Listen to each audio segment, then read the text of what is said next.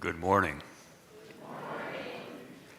I am Jim Hanshaw, and I look forward to sharing the leadership of today's service with David Spear. Whoever you are, wherever you live, whomever you love, whatever you do for a living, you are welcome at the Unitarian Church of Harrisburg. We invite you to join us for coffee hour following this morning's service, either downstairs or on Zoom. I invite you to take this moment to hold our space here as sacred by silencing your electronic devices and preparing yourself to be present. Online or in person, we're grateful that you are here for this time together. Come, let us gather in the sanctuary of this moment, a respite from the demands of the world and a pause to reconnect with the still, small voice within. Here in this sacred space of Unitarian faith, we honor the wisdom of rest, the power of reflection, and the beauty of simply being. Come, let us worship together with open minds, open hearts, and open hands, ready to embrace the calm that renewal brings.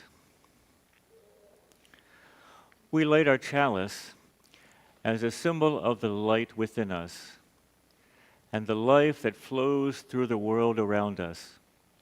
It is a beacon as we search for truth. It is the warmth in our hearts for love, and it is the energy that propels us to action. May we be kindled by our time together.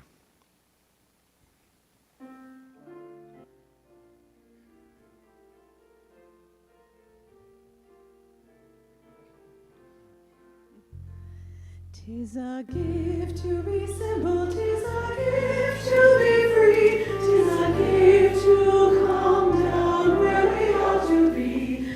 And when we find ourselves in the place just right, 'twill be in the valley of love and delight. When true simplicity is gained, to bow and to bend we shan't be ashamed. To turn will be our delight, till by turning we come round right.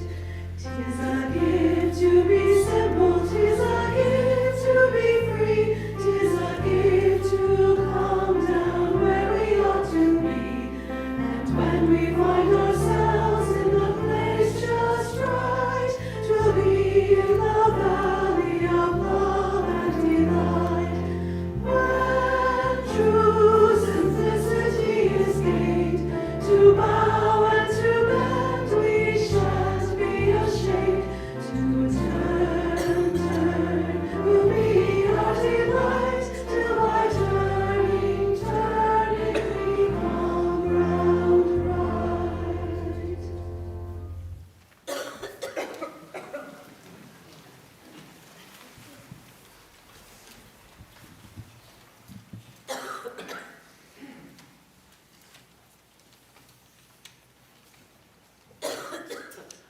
Our Time for All Ages story today is Hurry Up, a book about slowing down. You laugh, that's funny, because I'm naturally slowing down. I don't need anyone to tell me what to do. And it's written by Kate Dopirak. Hurry up. Hurry down. Hurry round and round. And round. Hurry here, hurry there. Hurry, scurry everywhere. Hurry out, hurry in. Hurry if you want to win. Hurry so you'll reach the top. Hurry, hurry, hurry. Stop! Slow things down. Take a break. Look around for goodness sake. Breathe it in. Blow it out. This is what it's all about. Make a wish. Take a walk. Listen to the forest talk. Go explore. Make new friends. Find out where the rainbow ends. Count the stars, easy does. Marvel at the nighttime buzz. Mosey home, stretch and yawn. Race is off and rest is on. No more fast, slow instead. Dreams and lazy days ahead.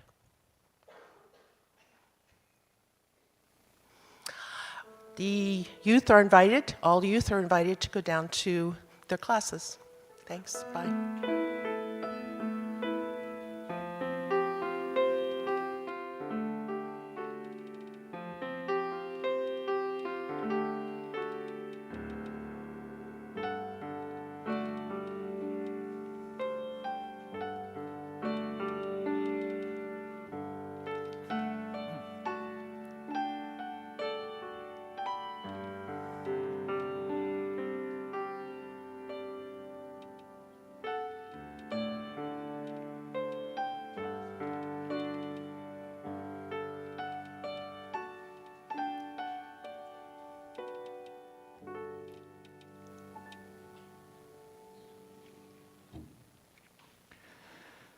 I like to think that I'm a pretty good American. I'm a law-abiding citizen, I'm nice to my neighbors, and I pay my taxes right on time. I volunteer in the community, and I try to make the world a better place. I also keep all my commitments, keep my appointments, and manage my calendar very, very well. There are the usual events like Sunday services, choir rehearsals, physical therapy appointments, and church meetings, and they form the framework of my weekly events. And between those, I can fill with other things like meeting with friends, watching movies, and attending cultural events. And to make sure that I am efficient each and every day, I make a list of things that I need to do. I buy these 3x5 cards by the pack, and I use one each day. They get wrinkled, obviously, from good use, because I need to remind myself what needs to be done. Some days a task will slip from one day to the other if it is less urgent, but the essential items get crossed off the list as they are completed. I justify this by knowing that I'm somewhat absent-minded and forgetful, and there are responsibilities that I have committed to, and I must complete them. For example, preparing this service, doing the building renovation, attending physical therapy 3 times a week, and going to medical appointments. Now, as an example of what a fine American I am, I go the extra mile and make sure that I complete most of the tasks on my list, even if they are not completely urgent. Sometimes I see a blank spot in my schedule and I feel a bit of anxiety as I wonder what I would do during those hours. This response is what proves that I am an above-average American, because I'm committed to filling each and every day of my day with activity, regardless of whether those tasks are actually productive or fruitful. Now, some of you are not such fine Americans as I am, which is a compliment in this case, because you have managed to avoid being sucked into the busy pace of American life. You've already figured out how to live life at a healthy pace so you can live a full life but not fill your calendars too full and not even feel the social pressure to live life faster than it can be enjoyed. This message is not for you. And you're welcome to spend a few minutes meditating until the next element of this service arrives. But for the rest of us, including me, especially me, pay attention, because these essential qualities of American busyness have been on fine display over the last 2 months, with holidays and celebrations. Now, Halloween is not my favorite holiday, but I know it is for many people, and for many people in this room today.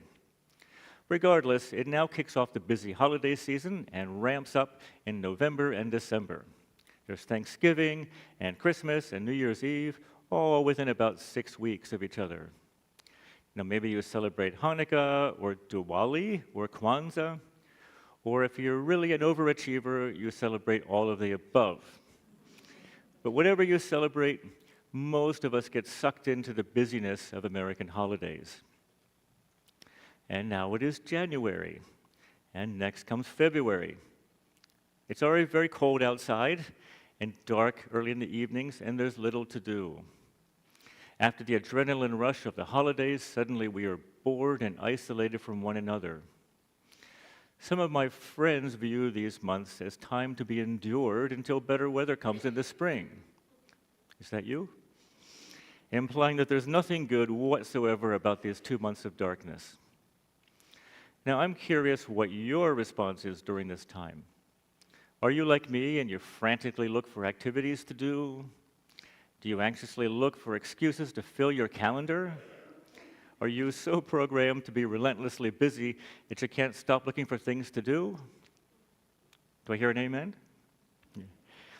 Now, in a perfect calendar, all the holidays will be spread out equally, giving us time to look forward to each holiday, enjoy it, reflect on it afterwards, and before the next one arrived. I think that would be glorious. Now, I've wished for many years that America would actually celebrate Thanksgiving a couple of weeks earlier in November, so that our calendar would be more evenly spaced out. Thanksgiving would not get lost in the preparations for Christmas, because I love Thanksgiving, and I hate to see it get sort of overwritten by Christmas. It turns out we do not have a perfect calendar after all, so our holidays are crammed into October and November and December, and then January and February give us a time to break, to recover, to reflect, and to process all that has happened in the last 2 or 3 months. Now, I have known for a while that these months of slowness are actually good for us. But have I listened to myself? No, of course not. Perhaps we should embrace this opportunity to slow down and reflect on life. I think many of us instinctively realize that running 24 hours a day is not even good for us, even if it feels exciting at the time. Perhaps we should not think of these dark months as depressing and gloomy, but instead welcome this respite and embrace the slowness of the season. Now, many animals hibernate during this time, and it's possible that they are wiser than we humans are because of this. Surely we did not evolve to be busy 52 weeks of the year. In fact, it wasn't even possible until the invention of the light bulb 150 years ago, which is just a blink in the eye of our lengthy human evolution. For millennia and millennia, humans rested during these months, but now we can't seem to. Why, I ask, do we push to keep ourselves busy all the time? Why do we try to be busy simply to keep ourselves busy? If the season is encouraging us to slow down, why fight it? Why push ourselves extra hard? I question whether even all the events that we stuff into our calendar are even as productive as we think.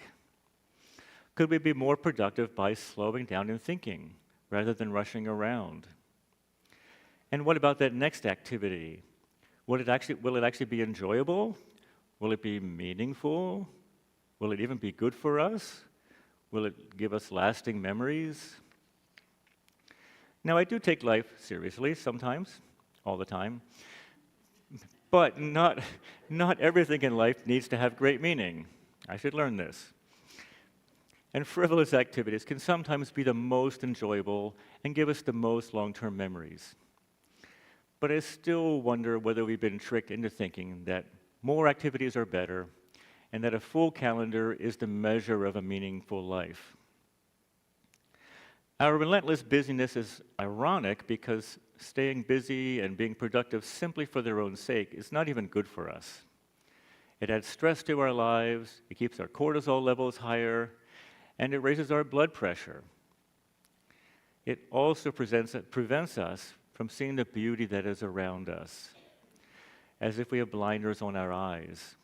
It prevents us from living in the moment and enjoying what we are actually living. If I'm always looking ahead to the next event, then am I really involved in this event? A common antidote for many people is mindfulness meditation, which can bring our focus back to the present. And I really applaud those of you who can engage in this, because I know it's beneficial, but I'm pretty jealous of you because I'm terrible at that. I'm terrible at meditation. I'm just naturally not wired to do that. Or maybe I don't have the motivation or the self-control to force myself to do it. It could be that. Despite that, I still try to embrace the philosophy of calming my body and calming my mind. This dark and cold season leads us easily into that, and I encourage all of us to embrace this season for what it is. I don't know why we push ourselves hard against this instinct to slow down. Maybe it's our Americanness, or our technology, or our calendars. Whatever the reason, there's no purpose in fighting the instinct to slow down. It's the dark season, so let it be the dark season. I must emphasize that slowing down does not mean becoming lazy. Tempering our American busyness does not mean lying around all day to accomplish nothing. It does not mean to be like my cat, who sleeps for more than half the day, especially now that I bought her a heating pad. She's a very happy cat. But I also stress, if you really are burned out and stressed out and overwhelmed, maybe you do need to take it easy for an extended period of time. But in most cases, it simply means to slow down. And of course, this is not a permanent change. There are times to be busy and to marshal our energies, to be productive, and to live life to its fullest. Think of these 2 months as a Sabbath or a sabbatical, a time to take a rest and calm the excesses of our busyness while we have the chance. The busy times will come again, I assure you. So I welcome you to this least busy time of the year, and I encourage you to enjoy it. Fight the urge to continue to be busy. Detach from these unconscious pressures to keep busy at all times, and simply relax. Be grateful for the opportunity to rest and reflect for a short time before the busy season ramps up again. Enjoy the break, enjoy the respite, and even embrace the respite.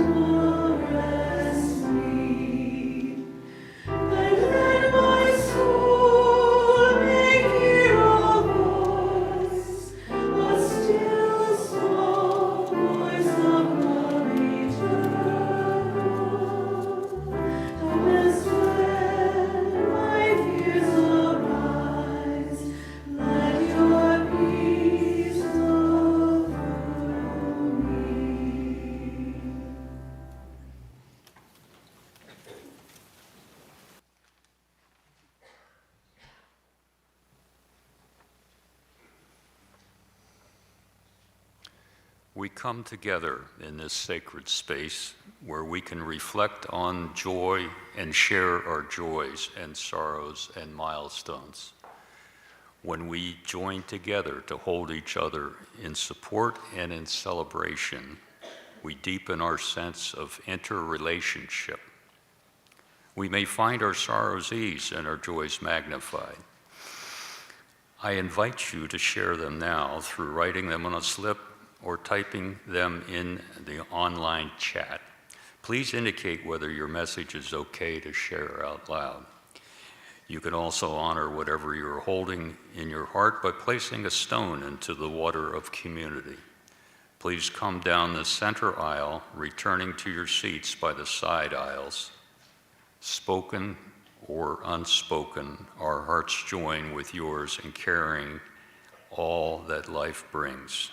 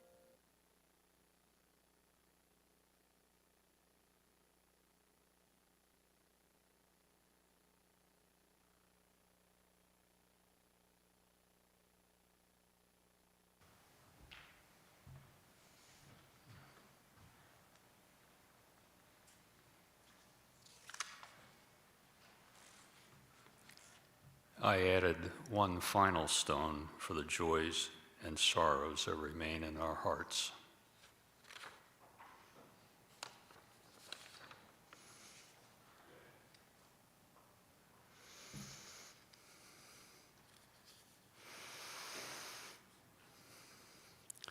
Michael Mark fell this past week and broke 3 ribs, recovering now at home.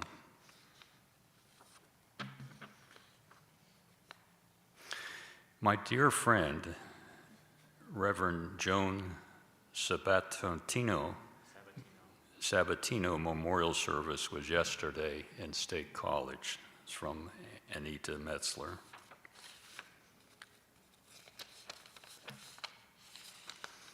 Good morning. I hope everyone is doing fine. I am happy today because I can watch the service online. I wish everyone a happy new year. Wendy Louis.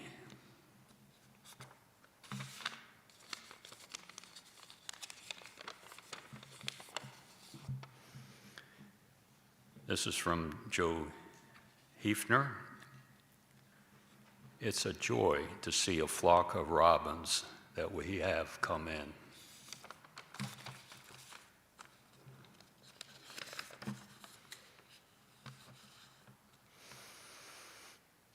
Tom Winter has been homesick for the last 4 days and unable to visit Alice.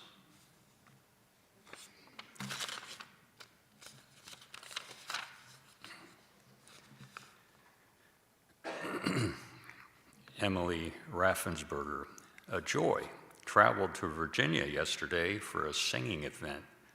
Heart is full.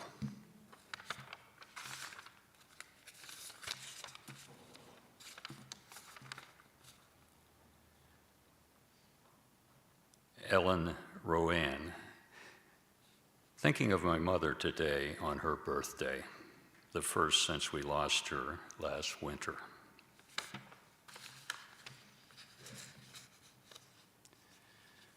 It's anonymous. It's a joy.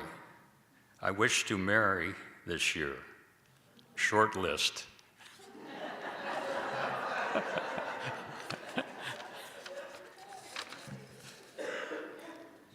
Evan Hawley. Gratitude for this incredible, important service and message.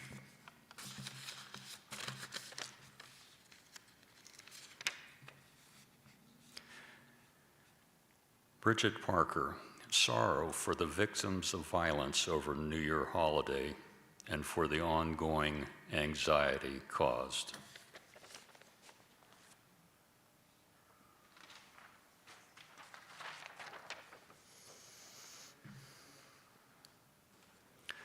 For all that have shared and those many concerns we hold deep in our hearts and yet remain unspoken, we journey with each other in love in a moment of silence.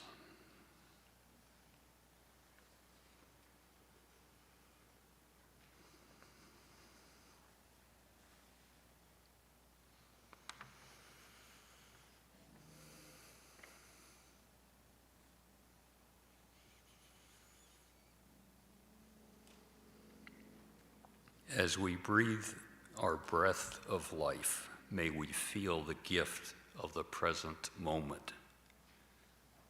With each inhale, draw in peace and possibility. With each exhale, release tension and fear. May we honor this rhythm, the quiet pulse of existence, connecting us to ourselves, one another, and the living world. Breath by breath, may we find solace, strength, and serenity. Amen.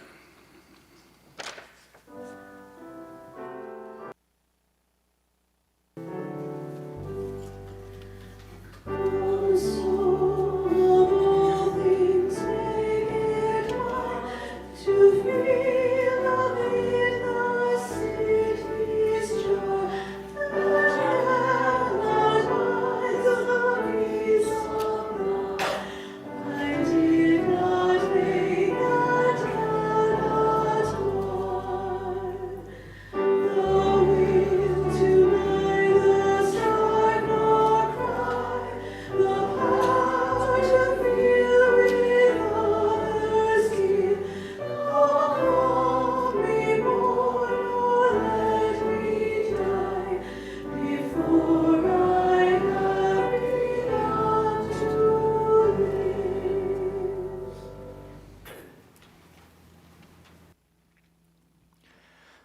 I have a companion who is with me 24 hours a day, from morning to night, and who is still there with me when I wake up in the morning. I suspect that many of you have a companion also, perhaps different than mine, but probably some kind of companion. A few of you, and especially the young ones, may not have a companion, but I suspect that most of you do. My companion is the medical condition called fibromyalgia, and to be honest, we are not on especially good terms. We do not like each other very much, but nonetheless, we are by each other's side 24 hours a day. Fibromyalgia is a problem of dysregulation, one of many conditions in which the body does not regulate itself properly. Nothing is damaged, but one or a few systems in the body are not regulated properly. In my case, the central nervous system is overprotective of my muscles, and when it detects that I've done too much activity for my own safety, it steps in and causes the muscles to spasm. And then I won't use them anymore and hurt myself. I think of it as akin to PTSD. My body has perceived some sort of trauma, perhaps from a viral infection, and now it is protecting me a little too much. My constant conversation with this constant companion is, thank you for being vigilant and for protecting me, but this is not the time.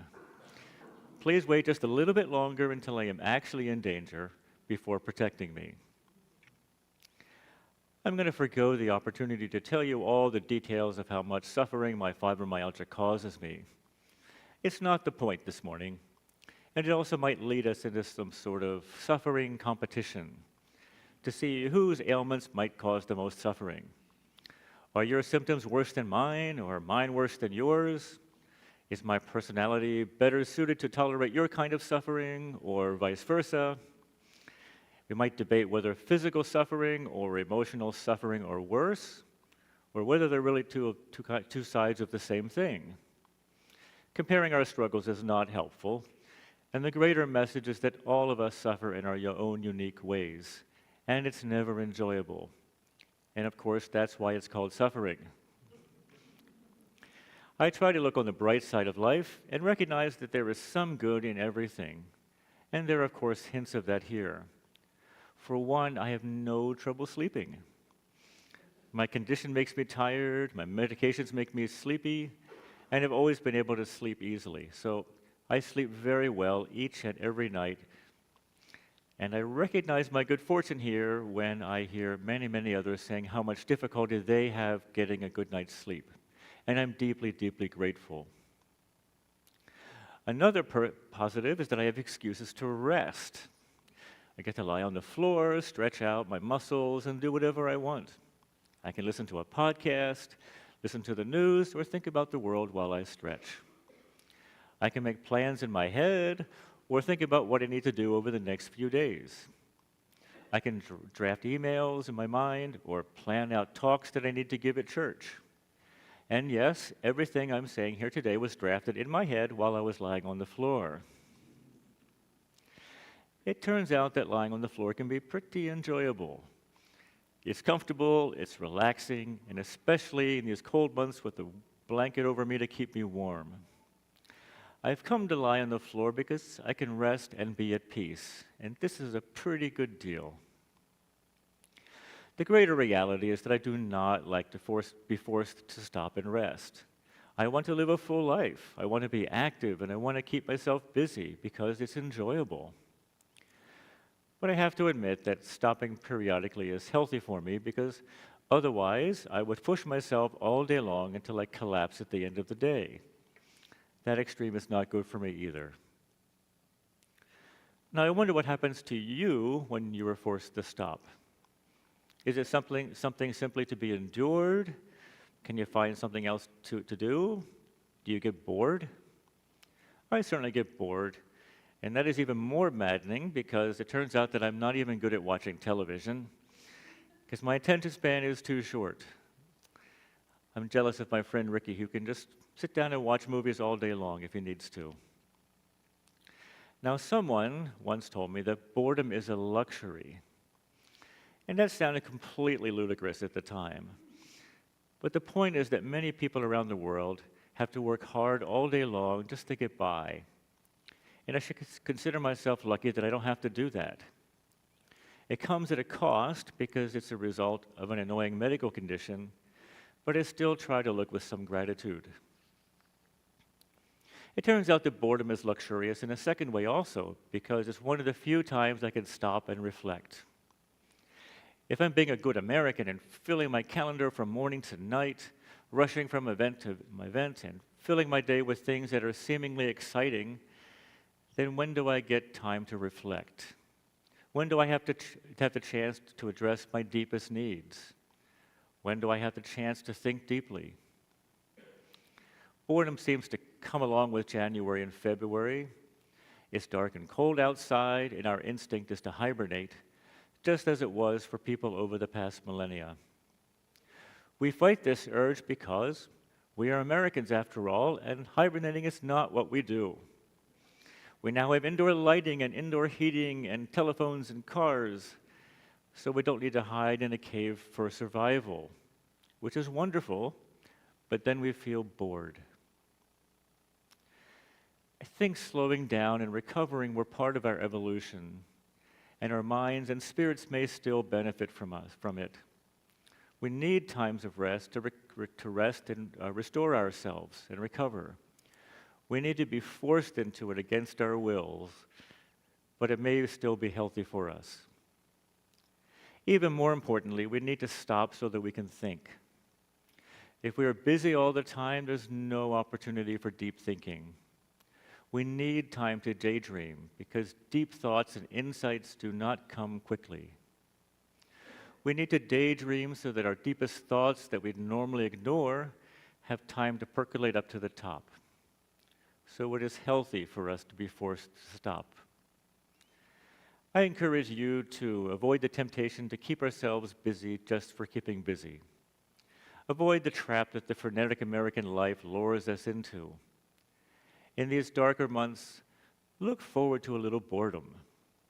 Welcome it and even seek it out.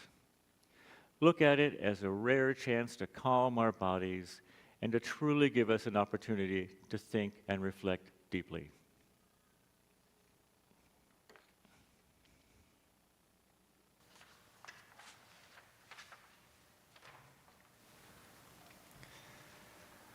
The Unitarian Church of Harrisburg is, as always, an intentionally gathered congregation of freely thinking, loving people.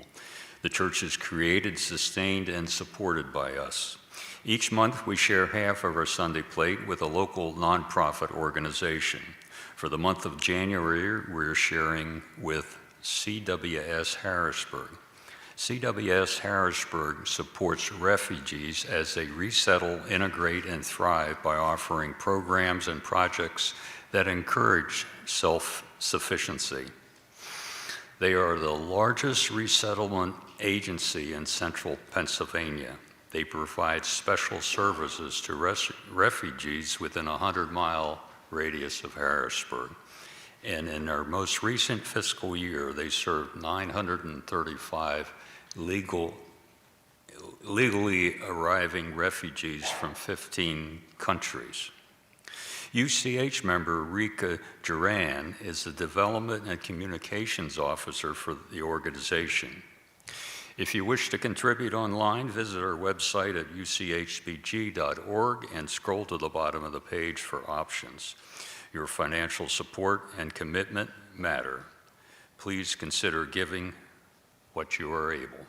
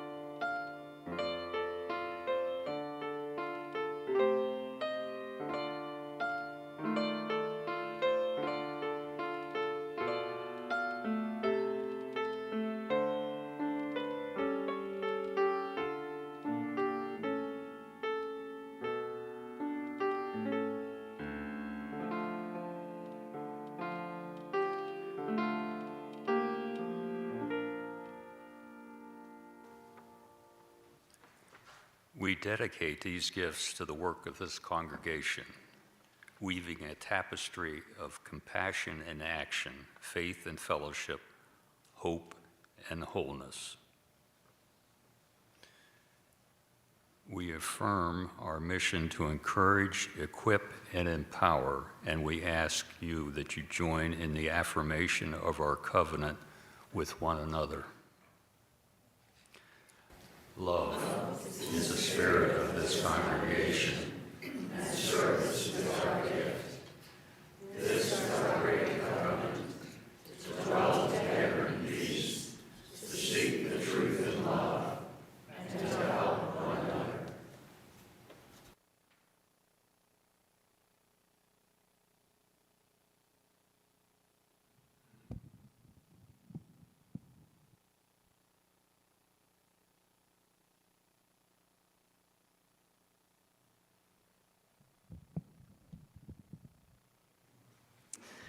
I'm Karen Baker, and I use she, her pronouns. The title of this reading is A Time to Gather Around the Hearth Fires. It was written by Lenore Bahare Dukes, who is a UUA religious educator.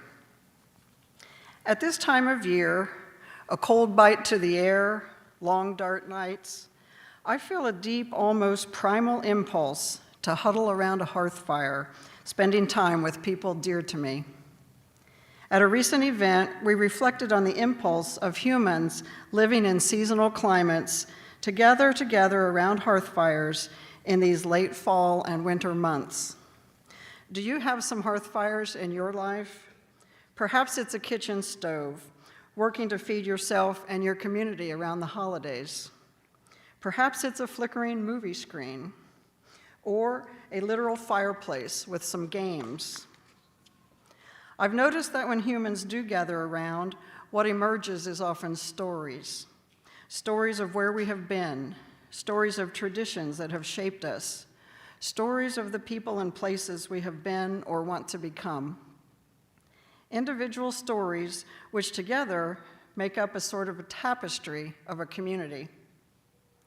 What if we took this impulse seriously as a core function of religious community? What better place is there to practice slowing down and gathering around the hearth fires than in a congregation? What are you yearning for this season? What does your congregation yearn for?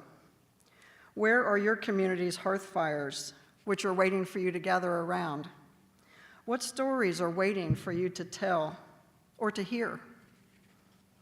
Part of my work as congregational life staff is accompanying congregations that are going through big stuff, significant things, deep conflicts, big hopes, and dreams for big futures. Amid this worthy big work, it's easy to forget about the importance and power of very small practices, such as gathering regularly to share stories. But these small practices that weave a community come in handy when the big stuff comes along, when tempers are frayed or a tough issue comes up in a congregational meeting. We can remind ourselves that we know one another, and we know the stories that have led us to the place from which we speak. When we have a bedrock sense of community, trusting each other, enjoying spending time in community, knowing what welcome feels like to ourselves and to others, that's what sustains us during times of change and difficulty. When I think about the moments that have helped me feel a sense of belonging and connection and community, it's usually the smaller times. The way someone knew my name and looked glad to see me when I came back after time away. The way a circle at coffee hour expanded to welcome me in with my interests, my stories, and theirs too. Cultivating a culture of welcoming and belonging is both a simple skill and a complex one, which requires that we make space and time to practice. Despite, or perhaps because of the promise of being in community, it can be painful, disappointing, intimidating to belong to a congregation. And no wonder. How many places do we have in the world where it's really up to us to make room for the person next to us to connect and belong? Where else are we expected to practice showing up as imperfect, vulnerable humans alongside other imperfect, vulnerable humans? As we aspire to connect across different beliefs, racial and ethnic identities, class and cultural backgrounds, generations, what models out there do we have for doing so with respect and care? And so cultivating spaces to share our stories does take some care. We may bring complicated family lives to these hearth fires. We bring many identities, some painfully misunderstood or targeted within our society. Some of us bring fraught religious histories. One thing I've learned from regularly offering invitations to small spaces for seemingly small stories is that this invites people to come to the communal hearth bringing only what they feel able to offer at this time. Let's not make the mistake of thinking that only my biggest stories, my theological journey, my core moments are worth sharing. I have found the opposite, that after a group of people have been able to share something that seems very small in their lives, it opens a window to some of the most profound things that make them who they are. And the more we practice slowing down and connecting in these smaller ways, the stronger our communal fabric becomes. Luckily, humans have been sharing stories of who they are for a very long time now, and we have the power to cultivate small practices of slowing down and sharing within our everyday spaces. Coffee hour, working with a team on a project, potlucks, rather than only practicing deep listening and sharing when the stakes are high. So this season, I invite you to take a moment and ask, where are the hearth fires around which our community might gather? How could our community build in practices of sharing and listening to the small stories of each other's lives in those spaces? I hope we can honor these wintering months by taking time to gather around the hearth fires, whatever those look like in your life, and share with one another some small stories of who we are, how we have come to be, and who we are becoming.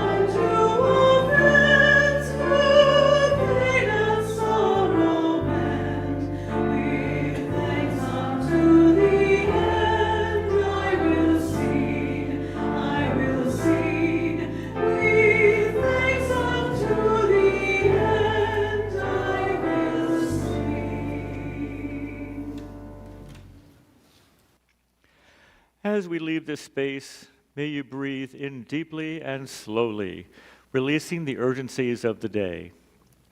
May we find respite in connection, strength in kindness, and calm in the journey ahead. Go in peace. Amen.